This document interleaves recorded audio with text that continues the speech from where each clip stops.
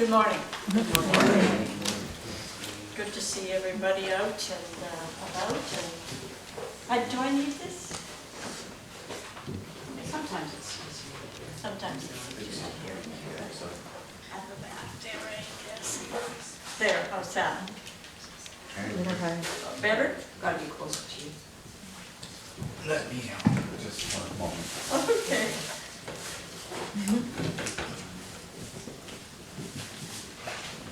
There we go. Ah, yes. Yes.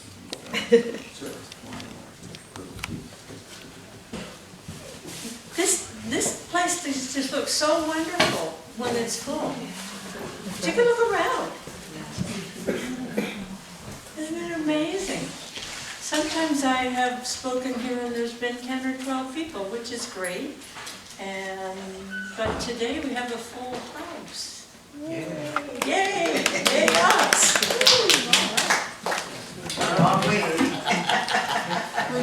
Yes, we've come a long way, baby. So I have this moved out front today because it looked so beautiful last week that you didn't get to see, but you people didn't get to see it. So there it is. That's our Christmas display. And I'm going to light the candles now. This light represents the Christ light, and from that light we light the other four. I'm so happy that this is the last week of wishing for the returning of the light. And today happens to be the solstice day, and of course tomorrow the solstice, and celebration of light all around. And some people are going, no, I think it's the, anyways, whatever it is, whether it's today or whether it's tomorrow, this is the shortest day of the year. And so it's brighter from now on. It's brighter from now on. The light comes. And so, oops. You just light. You light it from the flame.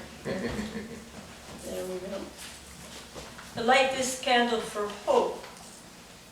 We hope that the light returns. And we light the next candle for peace. The perfect peace that Christ promised. We light the third candle. There went for love. And today we light the candle for joy. So we have the four of them lit, and we're going to do a little candle lighting service for you afterwards, at least at the completion of my message. And we'll give you a candle and you will get a wish. I know some of you won't be able to go out at night to candlelight services, so this is a chance for you to participate in lighting of a candle. And it's not too late to have an Advent wreath. How many of you have Advent wreaths? Nobody. Oh my goodness, the whole bunch of you. You can go out and you can buy 4 candles. And with those 4 candles, you can set things up so that you have the 4 candles. I've had my little, we're not going to do the lights right now, Laura. Oh, sorry. Not till the end of the service. Lori's ahead of herself there this morning. Aren't you? I just thought it would look nicer with the candles. Well, it might too. Try it. Can you flip the lights off there?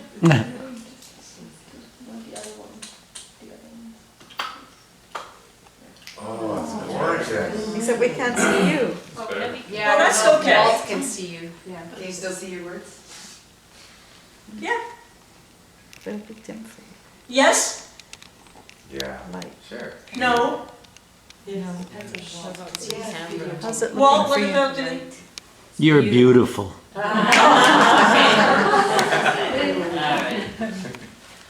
Well, you know, I'd like to start with the idea of Advent and making yourself a wreath. You can get some greenery from somewhere. Some is blown down, I've noticed along the way driving here, and just pick up a bit of greenery and get 4 candles. And then each day, I've done this, I have mine in a little cup that says hope and that says peace and it says love. And I've just been waiting to light the candle that says joy. I don't know why, but every night when I do this in my meditation time, I just get that sense of anxiety, not anxiety, Of joy. coming. And that's what Advent means. It means the coming. And it was originally started not as a Christian holiday or celebration, but as a pagan deal. The farmers took their carts and took the wheels off the carts and took one of the wheels inside and decorated it with greens and garlands and candles. And they lit one candle each week for the 4 weeks leading up to the shortest time, the solstice time, and then the standing still until Christmas, when things reverse and it starts to get lighter. So we can have the lights back up then. Sounds good. Let's have the lights back up. We'll have them off later. We'll have them off later for the candle. So Thanksgiving, in the American sense, comes just before Christmas, and I like that idea. I like celebrating from Canadian Thanksgiving in early October right through till Thanksgiving in November, which is the American Thanksgiving. And the Americans, I think, had some ideas that were kind of right. And one of them being that, as Charles Fillmore says, Thanksgiving will keep the heart fresh. Thanksgiving will keep the heart fresh. For true Thanksgiving may be linked to the rain falling upon ready soil, refreshing it and increasing its productiveness.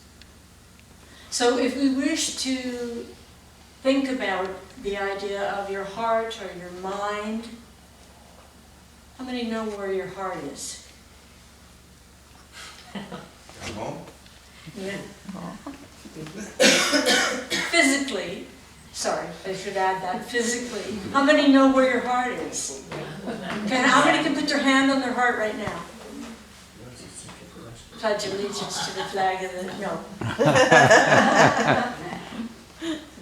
But that, do we know the same about the mind? How many know where your mind is? Isn't it supposed to be the same place, the heart and mind? Yes. Supposed to be. Yes. Yes. Did you hear what she said? Supposed to be the heart and mind the same thing. When I was in ministerial school, I did a little research paper, and it was how many times heart and mind had been used interchangeably, meaning that they are one and the same, because we've lost our minds. We don't know where our minds have gone. We don't know where to put them. And yet, if we think about them being in the heart, that's truly where Thanksgiving comes from. Keep your heart with all vigilance. Keep your heart with all vigilance. In other words, pay attention to, as a man thinketh in his heart, so is he. As a man thinketh in his heart, so is he. Keep your heart with all vigilance, for from it flow the springs of life. So in other words, we have to watch what we're holding in our hearts.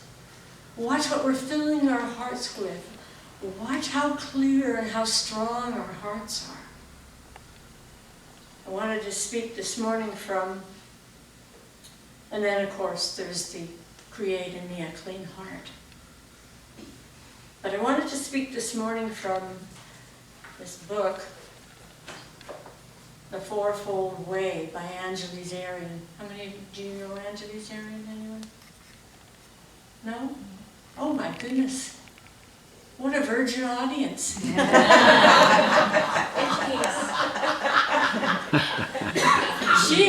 one of the most brilliant writers that I know of, because she's a cultural anthropologist. And she writes about indigenous peoples.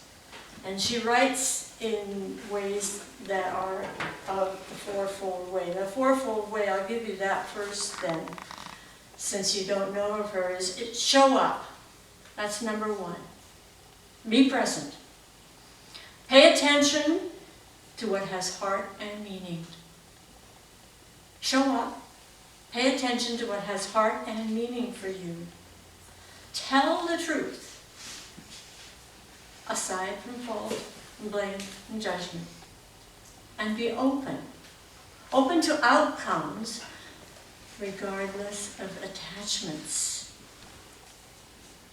So I wanted to talk about those 4 things today, just a little bit. Keep your heart with all vigilance. I love that word, vigilance. Is everybody vigilant? Are you ready? You paying attention? Are you awake? Are you present? Yes. And are you paying attention to what has heart and meaning for you?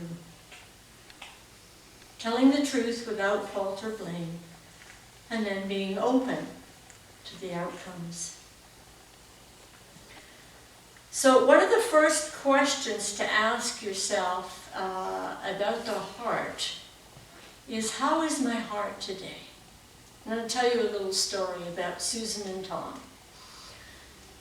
And Susan went to the grocery store because Susan had been instructed, she was late, but she went anyways, and she had been instructed by her boss, Bill, to get some donuts for the big meeting that they were having. They were having the company president come, and the boss wanted to impress him. So he wanted everything to be just so. So Susan went to the grocery store to get the donuts. They didn't have Tim's. This must be an American story. Or she would have gone to Tim's. But anyway, she went to the grocery store, and she gathered up what she wanted by the way of donuts. And she came to the line, and sure enough, there was Tom with a basket full of groceries, only one lane open. Oh, she's thinking to herself, I'm going to be late. But Tom had a joyful heart. And he could see that she was in a bit of a hurry, and so he offered to let her go first. And off she went, and she got everything ready, and she gave her boss's favorite cream-filled one, donuts, and the meeting went perfectly, and everything went well. And Bill was a happy guy. Bill had a joyful heart. So Bill was meeting in the rest of the morning with a fellow he's had a disagreement with, Joe. And he and Joe had disagreed about some equipment that they had, and they had parted on not good terms, and things were not very good between them. But Bill, with his joyful heart from the donuts, sugar high, decided that he could be generous and he could be forgiven. And so they made amends. And he gave Joe a good deal on some equipment that Joe was purchasing. Joe had a happy heart, had a full heart, and off Joe went to his business. Now Joe happened to be in the poultry business, and he got a phone call from Hank at the dollar store. Amen. At the food bank. And Joe, or Hank, at the food bank, asked Joe, could he have some turkeys? They were kind of short this year. And being that Joe had a happy heart, he said, sure. How many do you need? And that was the end of that one. And then Mary had been wondering how she was going to feed her 3 children. She had lost her job 6 months previously and hadn't been able to find work and was really scraping to make ends meet. And she gets this phone call from the fellow at the food bank. We've got enough turkeys now, and we've got a full basket full of goodies with all the fixings for a turkey dinner. Did Mary have a happy heart? Did Mary have a full heart? Mary was overjoyed. And so this is how it happens. This is what happens with a full heart. If you're doing something and you're doing it half-heartedly, think about something. Maybe you've got some things you have to go to and you're kind of doing them half-heartedly. Be vigilant. How can I change my mind? Or how can I just say no?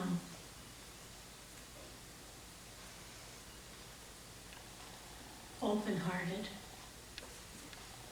Full-hearted, open-hearted. Open-hearted means that you've kept your heart open. You've left it open, and you're willing to take a risk. You're willing to be vulnerable. So be vigilant. Ask yourself, do I have a hard heart? Is there a place where I'm closing off? Is there a place where I'm shutting down? Is there a place where, to protect myself, I'm just going through the motions? Soften your heart and open it. Open it to the love that's there. Open it to the joy that's there. Clear. Do I have a clear heart? Do I have a full heart? Do I have an open heart? Do I have a clear heart? Or is there confusion? Is there some reigning uncertainty about whether I should or whether I shouldn't do it or not do it? Wait. Wait until you get clarity, until you get absolutely clear, and then go forward with what you're meant to do.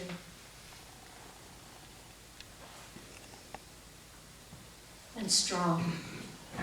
Do you have a strong heart? Is my heart strong? Do I feel strongly about this? Or am I just going along with the crowd?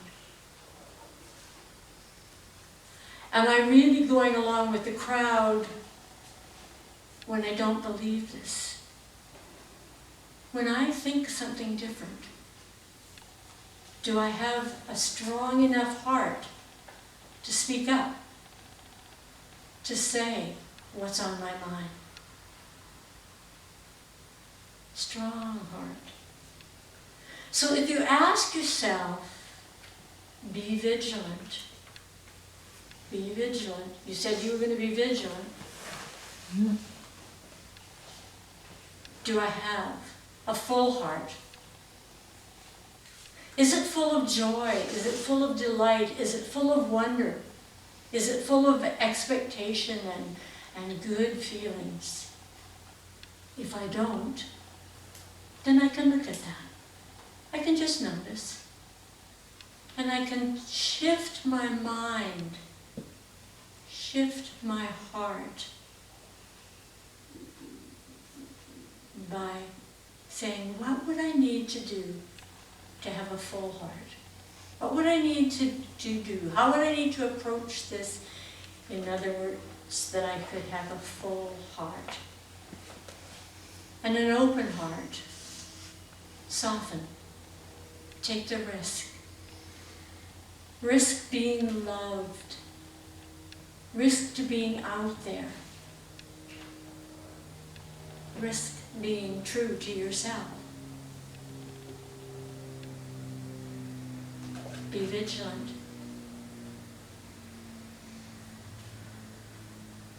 And am I clear?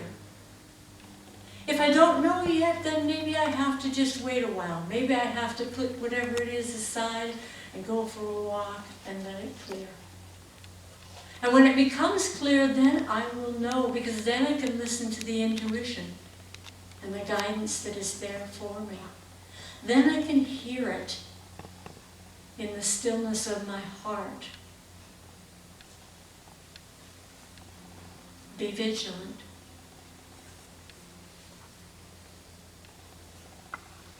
And is my heart strong? Do I speak up? Or do I hold back?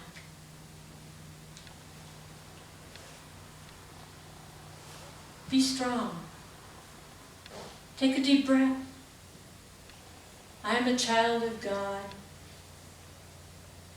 I am divine. I am strong and clear. And when you speak those affirmations, do it until you get the feeling.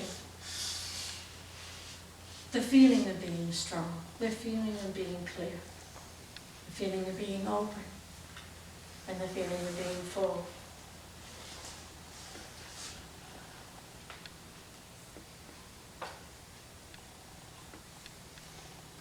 The fourfold way.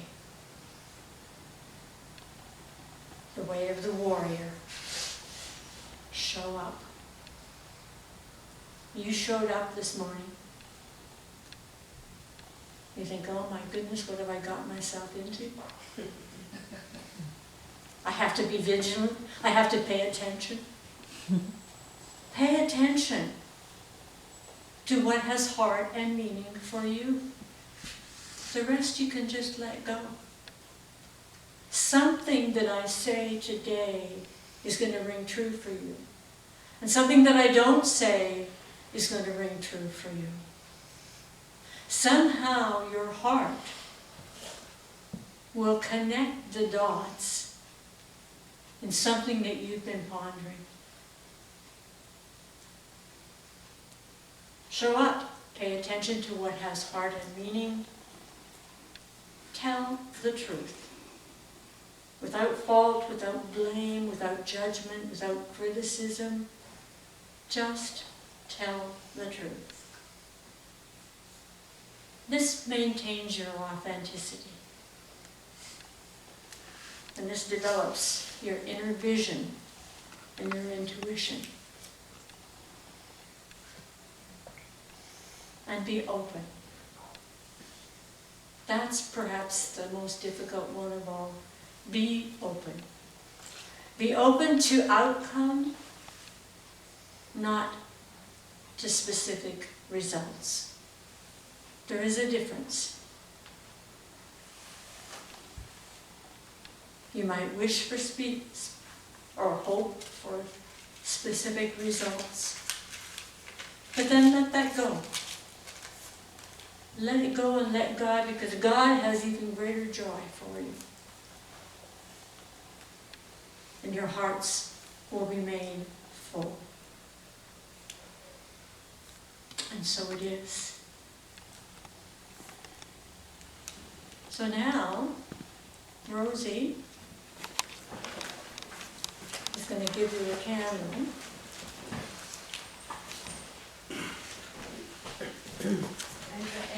Yes. A message too? Yeah, and a message. And the wax dripping. And a wax dripping. And you can fix your candle so that it's ready. We can turn out the lights. There we go.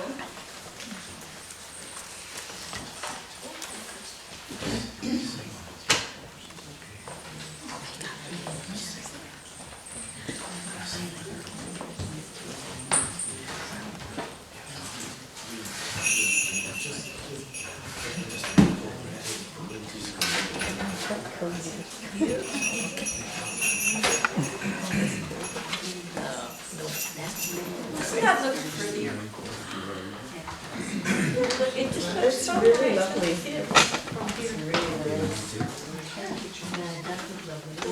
Yes, yeah.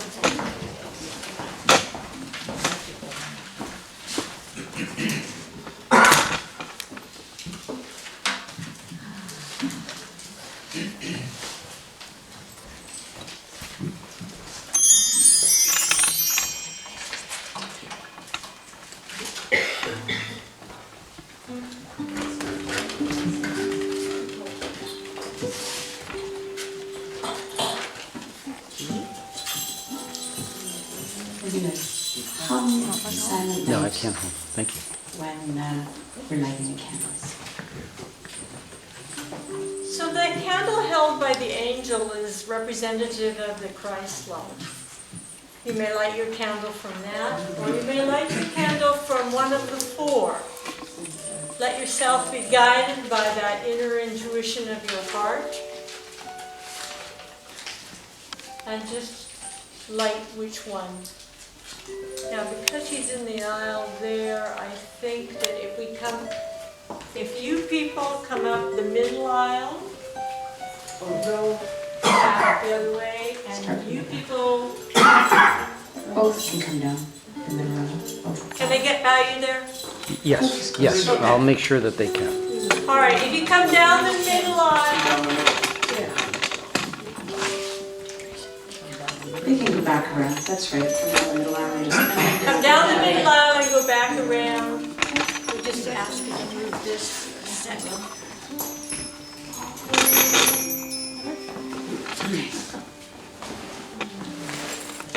So the front, let's start with the back row. Just want to have that wire. Come forward and just say a little prayer and light your candles.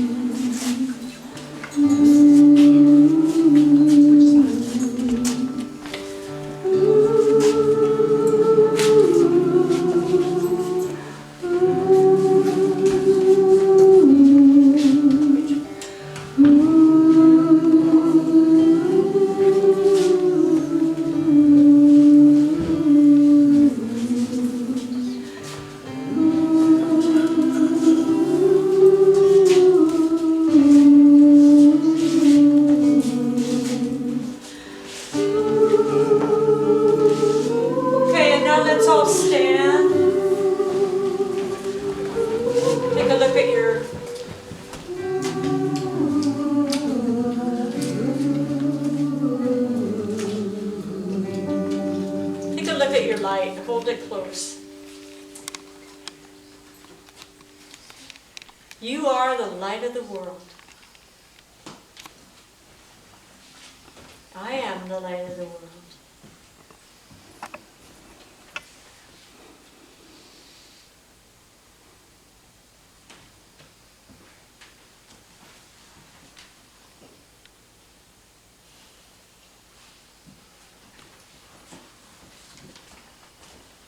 And now let that light shine. Lift it. Raise it up. Raise it up. Take a look around.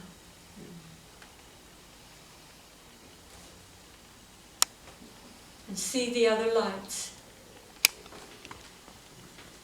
I see God in every face. And so it is. Amen. We're going to sing Silent Night now together.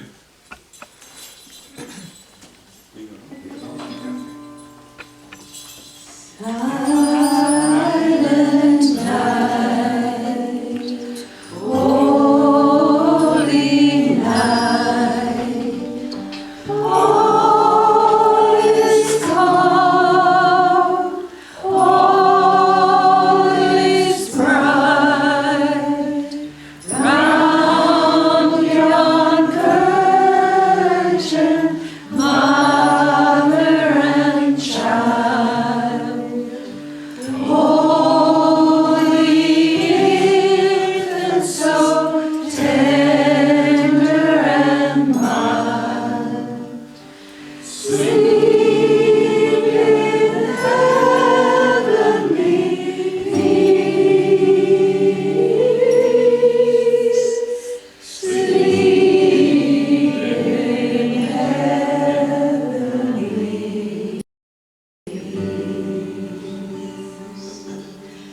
silent night, holy night, shepherds quake at the sight, glory streams from heaven afar, heavenly hosts sing hallelujah. Christ the Savior is born. Christ the Savior is born. Silent night, holy night, Son of God, love's pure light, radiant beams from thy holy face, with the dawn of redeeming grace. Jesus, Lord, at thy birth.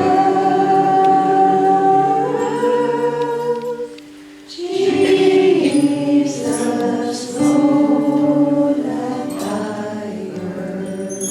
So hold them high. Share your light.